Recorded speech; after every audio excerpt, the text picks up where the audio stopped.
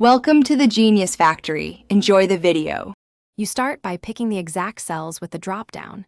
You must check that the sheet or workbook isn't protected, otherwise you can't change validation settings. Once selected, look at the source. Is it a data validation rule or a table/list range on another sheet?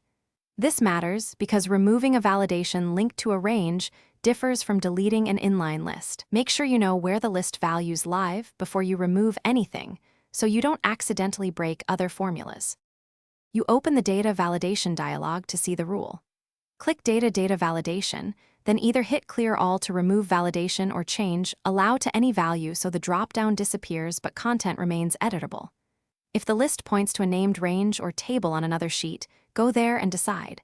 Delete the range, clear its values, or update the reference, because linked sources will recreate or affect drop-down behavior.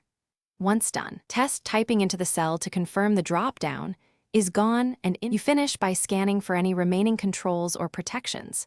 If the drop-down still appears, it might be a form or ActiveX control. Right-click and delete that control. Make sure the sheet and workbook protection are off, and review conditional formatting or event macros that could recreate choices. Use Find and select Data Validation to highlight any remaining rules across sheets. If something goes wrong, undo changes immediately. Then inspect named ranges and macros, because those are common reasons drop-down. Thanks for watching. If you found this helpful, don't forget to like and subscribe.